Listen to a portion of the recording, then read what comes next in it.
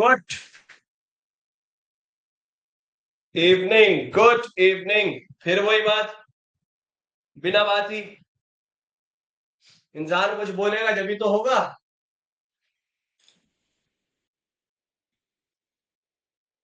बोला है नहीं मैंने, और बिना बात ही चल वही problem.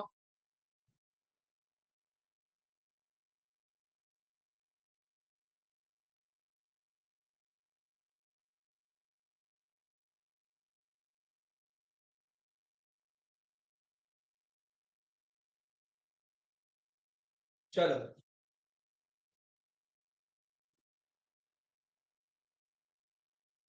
Good evening Shyamlal, good evening. चलिए, आज हम डिस्कस करने वाले हैं chapter 2, community pharmacy and management का professional responsibility of community pharmacist, और साथ ही साथ गुड फार्मेसी प्रैक्टिस और एसओपी। चैप्टर नंबर 2 में हमारा यही होता है। वो 2 बजे वाली क्लास अब 5 बजे रखी है मैंने, ठीक है, ये वही वाली क्लास है। चलिए, तो सबसे पहला क्वेश्चन आता है हमारा, what are the components of a SOP.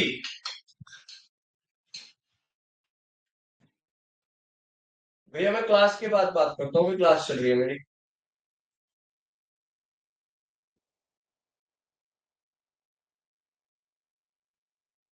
बहुत अच्छी बात है, पूरा दिन पढ़े हो तो यही तो सबसे बढ़िया बात है बेटा। Good evening, good evening. चलो, what are the components of a SOP. BT UP 2024 का ताजा ताजा सवाल है। एसओपी का मतलब होता है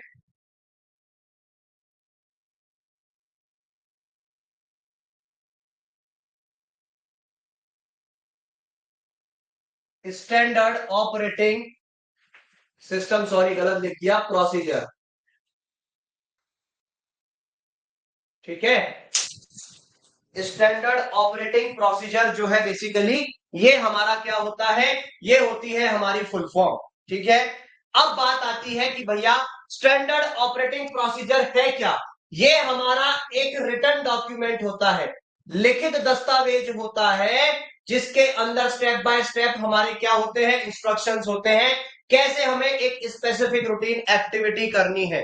अब आप कहेंगे फार्मेसी के अंदर, फार्मेसी के अंदर क्या काम है, फार्मेसी के अंदर इसका काम ये है कि कैसे हमें अपनी दवा बनानी है, कैसे निर्माण करना है एक ड्रग का, वो हमारा इसके अंतर्गत आ जाता है।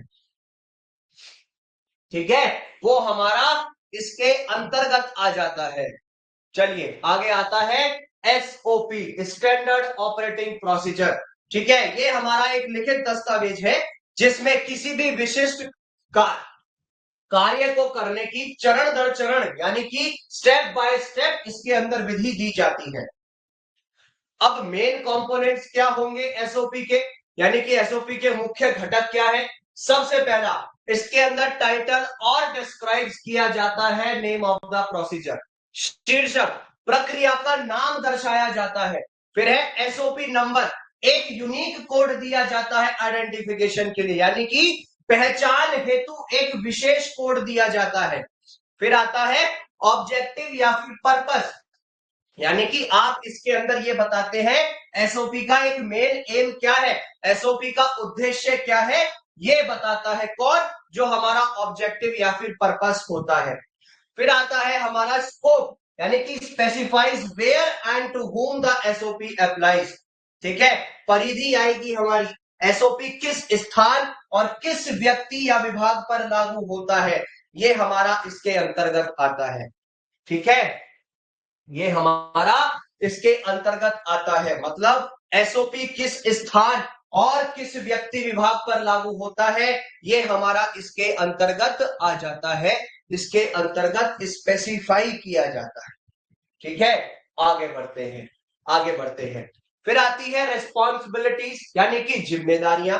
एसओपी को लागू करने में शामिल लोगों की भूमिका, list the roles involve in implementation. ठीक है, एसओपी को लागू करने में लोगों की जो भूमिका है उसके बारे में बताती है। उसके बाद है डेफिनेशंस। ठीक है, उसके बाद है डेफिनेशंस, मतलब explanation of technical terms use, परिभाषाएं, तकनीकी शब्दों की व्याख्या इसके अंतर्गत करी जाती है। एंड देन आता है हमारा मटेरियल्स एंड इक्विपमेंट। ठीक है, जो जो आइटम की हमारे को नीड है, जो भी रिक्वायरमेंट है, वो लिस्ट इसके अंतर्गत आती है। सामग्री और उपकरण मतलब आवश्यक वस्तुओं की सूची इसके अंतर्गत आ जाती है। फिर आता है हमारा प्रोसीजर और स्टेप्स, जो भी पर्टिकुलर डिटेल्स है या जो सिक्वेंशियल मेथड है हमारा फॉलो करने का, यानी कि पालन की जाने वाली विस्तृत और क्रमिक विधि हमारी इसके अंतर्गत आ जाती है। ठीक है जी, उसके बाद आगे बढ़ जाते हैं। फिर है हमारा प्रिकॉशंस, यानी कि सेफ्टी मेजर्स और इंपॉर्टेंट वार्निंग्स, सावधानियां, सुरक्षा उपाय और महत्वपूर्ण चेतावनियां, ये हमारी इसके अंतर्गत आ जाती हैं। एंड देन आता है डॉक्यूमेंटेशन एंड रिकॉर्ड्स। ठीक है, तो आपको इसके लिए फॉर्म्स की रिक्वायरमेंट होती है और रिकॉर्ड कीपिंग। ठीक है, रिकॉर्ड कीपिंग आपको जो है बेसिकली आवश्यक फॉर्म और रिकॉर्ड रखाव रखना पड़ेगा, ये बहुत जरूरी होता है। ऊपर से तो जाएगा जब दिमाग नहीं चलाओगे इस चीज में। ठीक है, फिर है हमारा रिवीजन हिस्ट्री, यानी कि संशोधन इतिहास।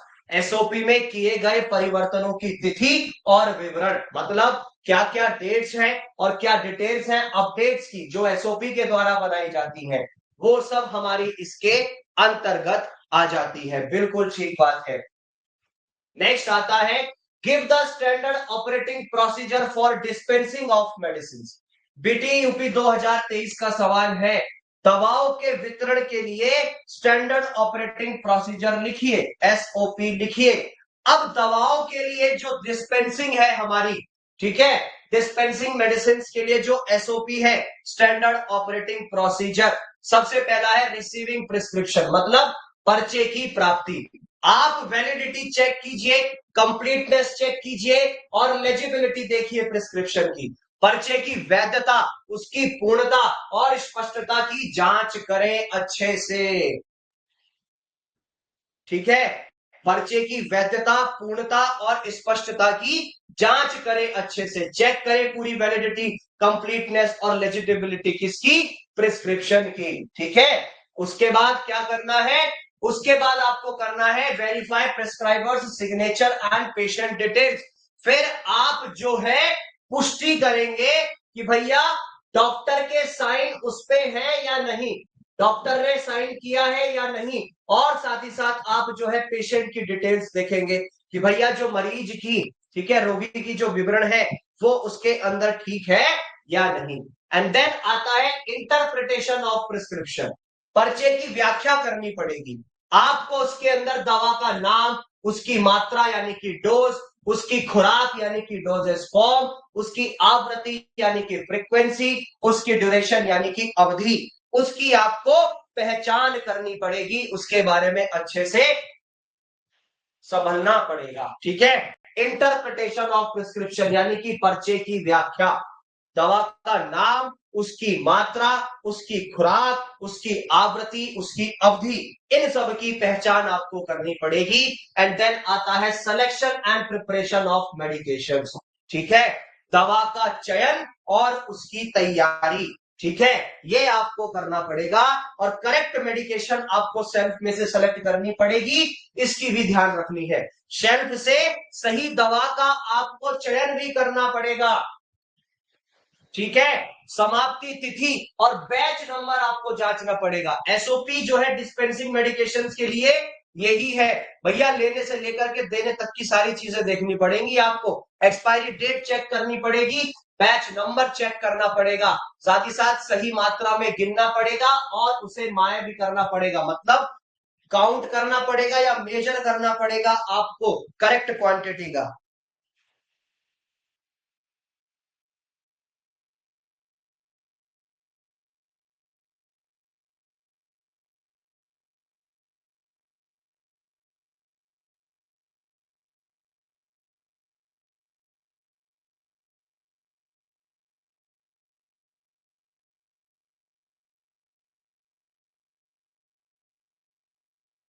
ठीक है, आपको एक्सपायरी डेट चेक करनी पड़ेगी, बैच नंबर चेक करना पड़ेगा। ठीक है, सही मात्रा में आपको गिनना भी पड़ेगा, डोज की करेक्शन भी देखनी पड़ेगी। फिर आती है लेबलिंग। लेबल पर रोगी का नाम, दवा का नाम, खुराक, सेवन निर्देश और चेतावनी सही रूप से आपको उस पे चिपकानी पड़ेगी, यानी कि अफिक्स करनी पड़ेगी प्रॉपर लेबलिंग। पेशेंट की नाम होगा उसमें, ड्रग का नाम होगा, डोज होगी, डायरेक्शंस होंगी और वार्निंग्स भी होंगी। ये सारी चीजें आपको इसके अंदर करनी पड़ेंगी।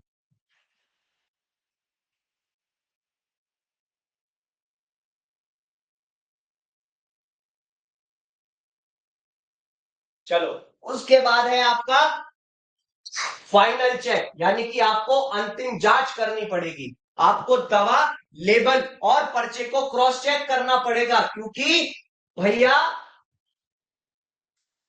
सही दवा सही पेशेंट को जानी चाहिए, इसका क्रॉस वेरिफिकेशन करना पड़ेगा। आपको डबल चेक करना पड़ेगा हाई अलर्ट मेडिकेशंस के लिए। जो हाई अलर्ट दवाएं हैं उनका विशेष रूप से डबल चेक करना पड़ेगा। फिर आता है डिस्पेंसिंग टू पेशेंट्स, रोगी को वितरण, यानी कि आपको मेडिसिन हैंड ओवर करनी पड़ेंगी सुटेबल पैकेजिंग के साथ। दवाएं उपयुक्त पैकेजिंग में होनी चाहिए। और नेक्स्ट आता है provide necessary counselling and usage instructions. सेवन निधि, समय और सावधानियों की जानकारी आपको प्रदान करनी पड़ेगी। ये हमारा इसके अंतर्गत आ जाता है, ठीक है। एंड देन है फिर हमारा डॉक्यूमेंटेशन। आपको रिकॉर्ड रखना पड़ेगा ट्रांजैक्शंस का रजिस्टर में या सॉफ्टवेयर में, जो भी आपके ऊपर डिपेंड हो, ठीक है। लेन देन का रजिस्टर है या सॉफ्टवेयर, उसमें आपको रिकॉर्ड मेंटेन करना पड़ेगा, वरना जांच होने पर आप पकड़े जा सकते हैं, ठीक है। और पेशेंट रिकॉर्ड्स अगर जरूरत पड़ती है आवश्यकता होने पर, वो भी आपको करना पड़ेगा, वो भी आपसे पूछा जा सकता है। फिर है स्टोरेज एंड हाउसकीपिंग, भंडारण और सफाई। बचे हुए स्टॉक को उचित स्थान पर वापस रख दें और फार्मेसी क्षेत्र की सफाई और स्वच्छता आपको बनाकर रखनी पड़ेगी, अन्यथा काफी परेशानी का सामना करना पड़ेगा। फिर आता है what are the advantages disadvantages of SOPs. Standard operating procedures के फायदे क्या हैं और उसके नुकसान क्या है। अगर मैं बात करूं इसके फायदे की, सबसे पहला कंसिस्टेंसी, यानी कि संगति। आप सुनिश्चित करते हैं यूनिफॉर्मिटी के साथ टास्क आपके हो सके अलग अलग स्टाफ के साथ, मतलब विभिन्न स्टाफ द्वारा कार्यों के निष्पादन में एक रूपता सुनिश्चित करता है। फिर है क्वालिटी कंट्रोल, ठीक है। क्या है क्वालिटी कंट्रोल, यानी कि गुणवत्ता नियंत्रण, ठीक है। सटीकता, सुरक्षा और विश्वसनीयता को बढ़ाता है। एक्यूरेसी को सुधारेगा, सेफ्टी को सुधारेगा और रिलायबिलिटी जो है सर्विसेज की आपकी, यानी कि विश्वसनीयता, इसको बढ़ाता है, ठीक है। फिर आती है बात हमारी ट्रेनिंग एड, ठीक है। क्या आती है ट्रेनिंग एड। ये आपका एक गाइड की तरह काम करेगा नए एम्प्लॉयज की ट्रेनिंग के लिए, ठीक है। नए कर्मचारियों को प्रशिक्षित करने के लिए एक मार्गदर्शिका के रूप में कार्य करता है। उसके बाद आता है लीगल प्रोटेक्शन, ठीक है, जो कि कानूनी और नियामक मानकों के पालन में सहायता करता है, ठीक है। हेल्प करेगा आपको फॉलो करवाने में लीगल और रेगुलेटरी स्टैंडर्ड्स के साथ में, ठीक है।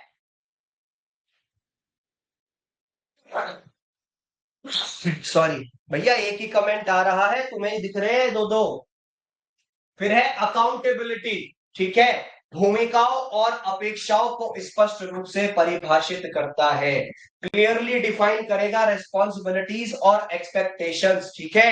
उत्तरदायित्व जो है, यानी कि अकाउंटेबिलिटी, भूमिकाओं और अपेक्षाओं को स्पष्ट रूप से परिभाषित करता है।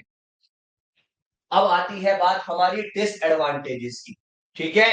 यानी कि भैया हानियां क्या क्या है, नुकसान क्या क्या है। किसी के फायदे हैं तो नुकसान भी है। अब देखो मेरे सामने जैसे हमारी मम्मी ने हमारे लिए पॉपकॉर्न बना करके रखी है, ठीक है, ठीक है, मक्का के दाने भून दिए। अब इसके फायदे तो हैं, अच्छा लग रहा है, नमक भी है, घी भी है, स्वाद आ रहा है, लेकिन नुकसान भी, तो ज्यादा खाएंगे तो बीपी भी बढ़ जाएगा, ठीक है, कोलेस्ट्रॉल भी बढ़ सकता है, ठीक है। चलो, अगर मैं बात करूं इसके एसओपी, स्टैंडर्ड ऑपरेटिंग प्रोसीजर के नुकसान क्या क्या है? सबसे पहला रिजिडिटी यानी कि कठोरता, विशेष परिस्थितियों में लचीलापन कम कर देता है। फ्लेक्सिबिलिटी जो है एक्सेप्शनल सिचुएशंस में वो लिमिट यानी कि सीमित हो जाती है। फिर है टाइम कंज्यूमिंग, ठीक है, एसओपी को तैयार करना, उसकी समीक्षा करना यानी कि रिव्यू और उसको अपडेट करना, उसमें काफी समय लग जाता है और काफी उसके अंदर एफर्ट भी लगता है, प्रयास भी बहुत जोर का लगाना पड़ता है।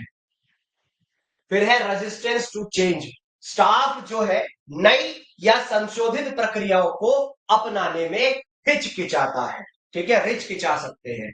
स्टाफ जो है हेजिटेट कर सकता है नई या फिर रिवाइज्ड प्रोसीजर्स को अपनाने में, उनको फॉलो करने में थोड़ी परेशानी का सामना करना पड़ जाता है। फिर आता है what are the objectives of SOPs. अब हमें बताना है स्टैंडर्ड ऑपरेटिंग प्रोसीजर के ऑब्जेक्टिव्स, उसके उद्देश्य क्या है, ठीक है। सबसे पहला है टू इंश्योर कंसिस्टेंसी, ठीक है, संगति सुनिश्चित करना। एसओपी आपको स्टैंडर्डाइज इंस्ट्रक्शंस प्रोवाइड करता है जिससे कि आप अपने कार्य आसानी से कर सकते हैं। एसओपी सभी कर्मचारियों को एक समान प्रक्रिया अपनाने के लिए मानकीकृत निर्देश प्रदान करते हैं। स्टैंडर्डाइज इंस्ट्रक्शंस देता है जिससे आप अपने कार्य हर कोई यूनिफॉर्मिटी के साथ कर सके। उसके बाद आता है टू इंप्रूव एफिशिएंसी। जब वेल रिटन एसओपी होता है तो स्मूथ वर्कफ्लो होता है और टाइम मैनेजमेंट भी होता है, यानी कि कार्य कुशलता बढ़ाना।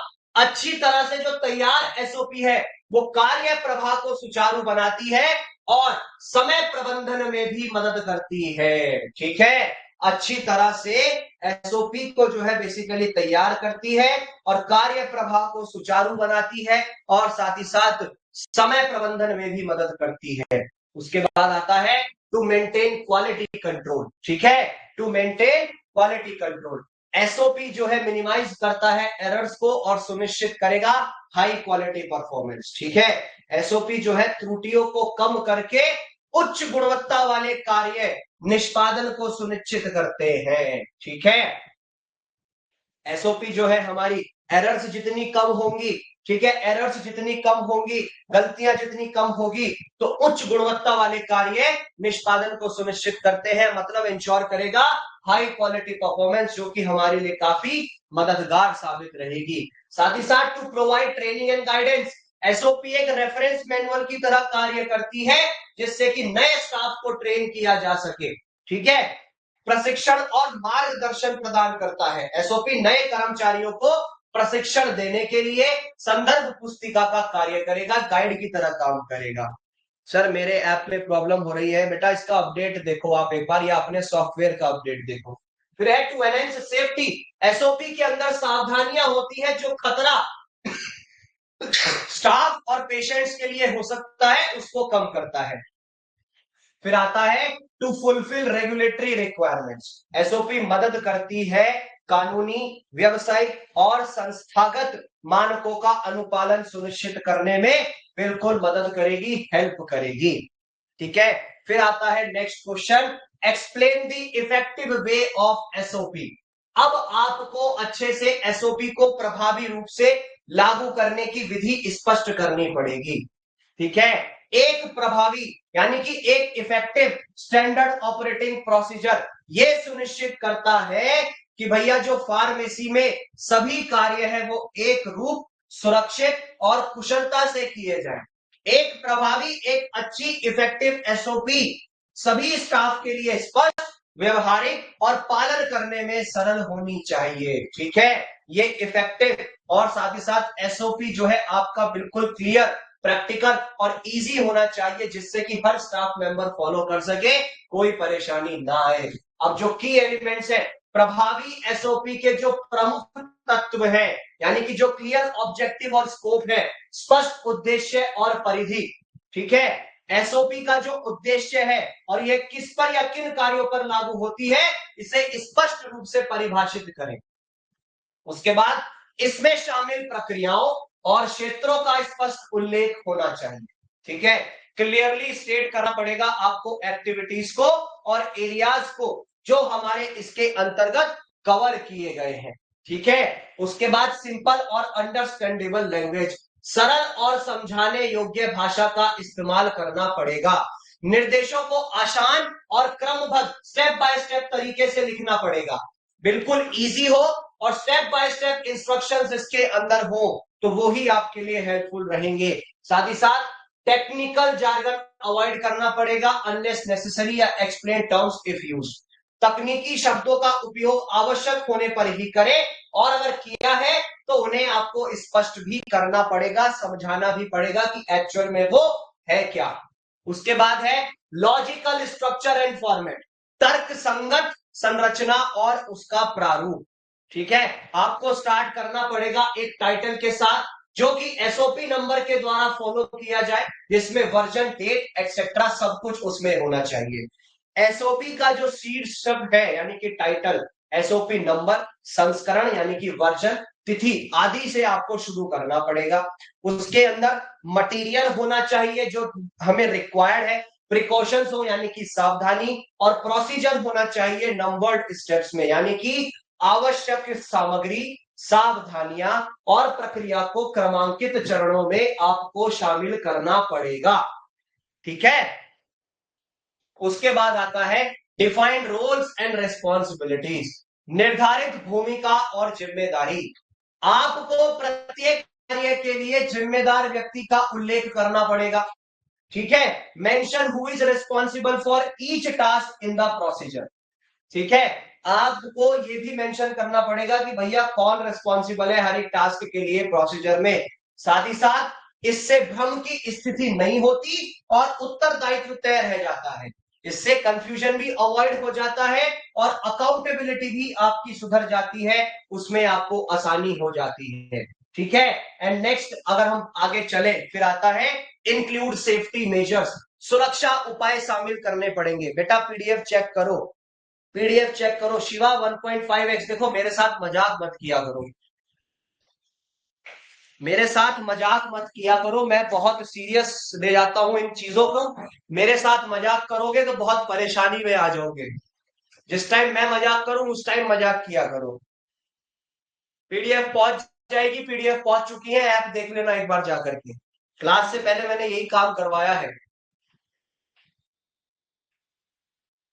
मैं स्पीड में नहीं पढ़ा रहा, ये चीज ऐसी है कि भैया आप अच्छे से कर लेंगे इन चीजों को। जहां बिल्कुल नया है वहां बहुत धीरे बोलता हूं मैं, और जो ठीक ठाक है वहां ऐसी स्पीड रहती है। तेज नहीं पढ़ा रहा मैं, तेज नहीं पढ़ा रहा मैं। टॉपिक्स बहुत छोटे छोटे हैं हमारे, बेसिक से है, सिंपल से है, इसलिए ऐसा लग रहा है। ठीक है। इंक्लूड सेफ्टी मेजर, सुरक्षा उपाय आपको शामिल करने पड़ेंगे। आपको दवाओं या उपकरणों को संभालने के दौरान आवश्यक चेतावनियों और सावधानियां बतानी पड़ेंगी। उसके बाद आपात स्थिति या त्रुटियों से निपटाने के लिए निर्देश शामिल करने पड़ेंगे। ठीक है, इसके अंदर जो आपकी इमरजेंसी संभालनी या एरर्स है उसके लिए क्या स्टेप्स रहेंगे, जिससे कि समझाया जा सके। ठीक है, समझाया जा सके, समझा जा सके, वो आपको इसके अंदर मेंशन करना पड़ेगा।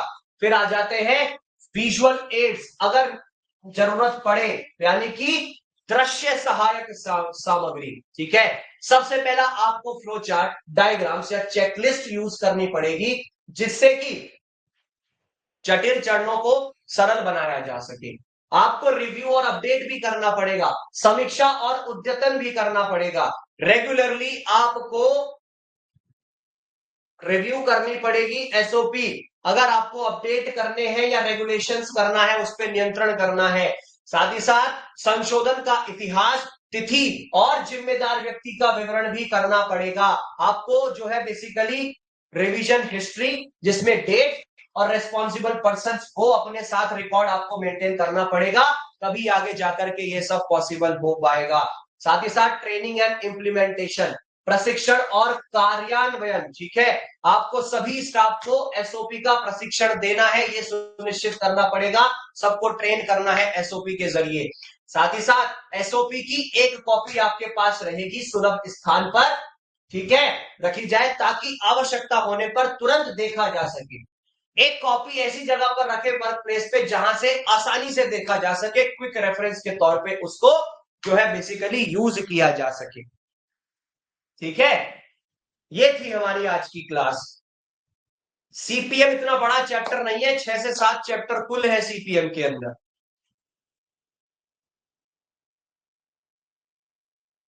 ठीक है, बहुत इजी है, बहुत छोटा है, आसानी से सारी चीजें हो जाएंगी।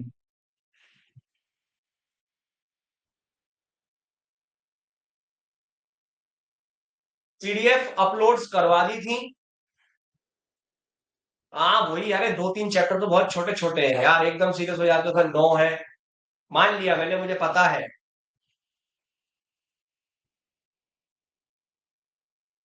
कोई पीडीएफ अगर रह गई होगी लॉ एंड एथिक्स की या सीपीएम की या बायोकेमिस्ट्री की, वो मैं अपलोड करवा दूंगा, टेंशन मत लीजिए। बायोकेमिस्ट्री की रही होगी अभी तक तो, सीपीएम की अपलोड हो गई होगी। ठीक है, और लॉ एंड एथिक्स की भी हो गई होगी। जहां आप देखते हो अपना ये लेक्चर, वहीं आपको जो है कोर्सेज होगा एक ऑप्शन उधर ही, वहां पर मिल जाएगी।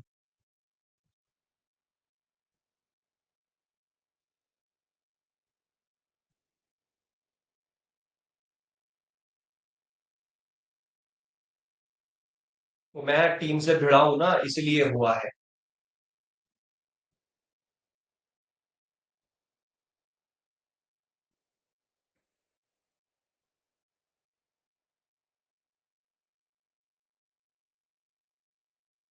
तो वो बायोकेमिस्ट्री की रह रही होंगी, मेरी तो सारी अपलोड है, लॉ एंड एथिक्स की, सीपीएम की, फार्माकोलॉजी की रह रही होगी, एक आधी वो दिखवा देंगे, टेंशन मत लो आप। ठीक है, नेक्स्ट लेक्चर में मिलते हैं, तब तक के लिए अच्छे से मेहनत कीजिए, अच्छे से पढ़ाई कीजिए। कोई डाउट हो तो उसको लिख करके रखिए, अगली क्लास में पूछिएगा, तुरंत बताऊंगा।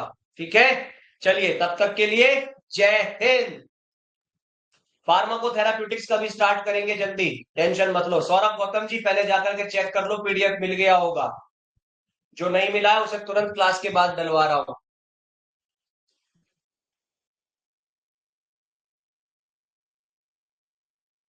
पार्ट ऑफ प्रिकॉशन नहीं, पार्ट ऑफ प्रिस्क्रिप्शन, अगला लेक्चर उसी से संबंधित आएगा, प्रिस्क्रिप्शन के रिलेटेड ही है शायद चैप्टर अगला।